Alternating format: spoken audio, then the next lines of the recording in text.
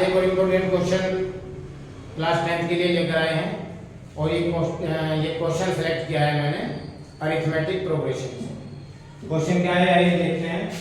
How many terms of the AP 18, 16, 14 and so on should be taken so that the some is 78। Explain the double answer.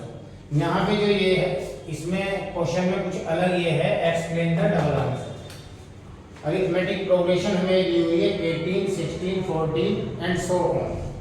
तो इसकी कितनी term ली जाए जिससे कि सम 78 हो जाए। Sn दिया हुआ है हमें 78। Sn की जगह लिख सकते हैं हम n/2 2a plus n-1 into d equal to 78। a हमारा क्या है 18 और d यहाँ पर a है 18 और d जो है d है 16 माइनस 18 यानी कि -2।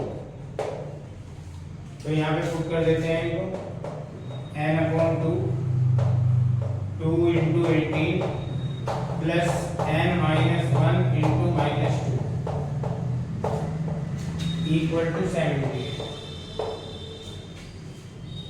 ये आ जाएगा n/2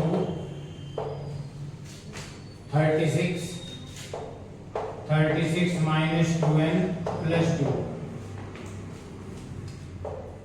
इक्वल टू 78। अब ये 36 और 2 38 हो जाएगा ये। तो इसका अगला स्टेप होगा n/2 38 minus 2n equal to 78।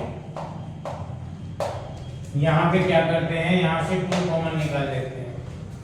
तो 2 कॉमन निकालने के बाद में ये कुछ इस तरह से आ जाएगा n/2 into 2 19 minus n equal to 78। इस 2 से 2 कैंसिल हो जाएगा और n की मल्टीप्लाई ब्रैकेट के अंदर कर।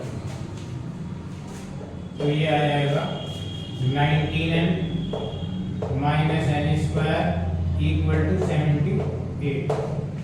इन टर्म्स को भी राइट हैंड साइड में भेज देते हैं। तो ये कुछ इस तरह से हो जाएगी n square minus 19n plus 78 equal to 0।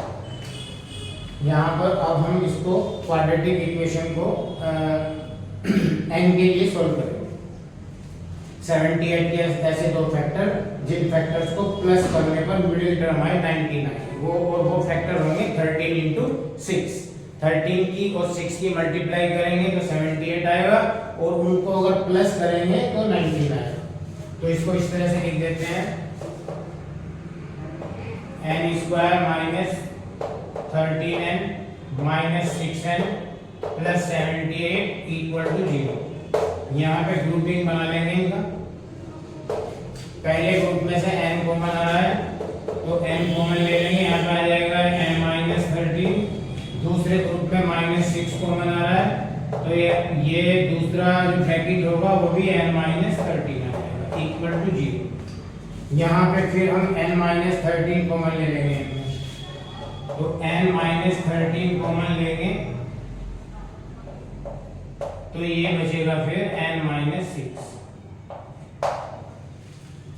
अब यहाँ पर क्या करेंगे, n की वैल्यू निकालेंगे।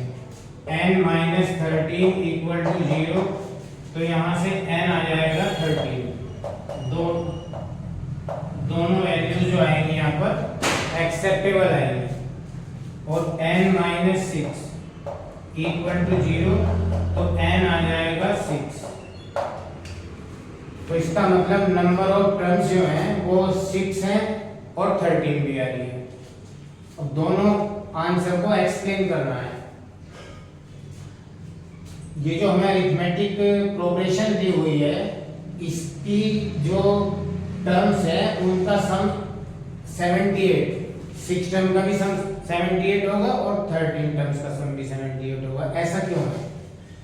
6 के बाद जो इसकी 7th टर्म है उसको चेक कर लेते हैं। 7th टर्म क्या होगी? इस AP की 7th टर्म होगी A प्लस 6D, यानी कि 18 प्लस 6 इंटू -2, यानी कि 18 माइनस 12, तो ये आ जाएगी 6। इस अरिथमेटिक प्रोग्रेशन की 7th टर्म 6 के बाद जो टर्म है वो होगी 6, तो 7th टर्म तो 6 होगी, और this is an decreasing AP, ये एक डिक्रीजिंग AP है और जो 2 के डिफरेंस पे डिक्रीज हो रहा है, तो इसके बाद 8th टर्म जो होगी इसकी वो 4 होगी, फिर 2 होगी, फिर 0 होगी, 7th 8th 9th और 10th टर्म ये होगी, और 11th टर्म जो होगी इसकी वो -2 होगी, और 12th जो टर्म होगी वो होगी -4, एंड 13th टर्म होगी इसकी -6। तो ये सब टर्म्स नेगेटिव और पॉजिटिव हैं, विच मेक्स द टोटल 0, ये इनका सम 0 हो जाएगा। 6 के बाद इस अरिथमेटिक प्रोग्रेशन के 6 टर्म के बाद जो 7th 8th 9th 10th 11th 12th and 30th term जो है, 13th जो टर्म है, इनको जब हम ऐड करेंगे तो इनका टोटल 0 हो जाएगा, तो जिससे इसका जो टोटल है 78 उस पर कोई फर्क नहीं पड़ेगा। तो ये इसके डबल आंसर का एक्सप्लेनेशन। तो आज के लिए इतना ही, इसी तरह के इंपॉर्टेंट क्वेश्चन आपके लिए लाते रहेंगे। धनतेरस की आपको बहुत बहुत शुभकामनाएं और दीपावली की अग्रिम शुभकामनाएं। तब तक आप इसे देखते रहिए और मुस्कुराते रहिए। Bye bye.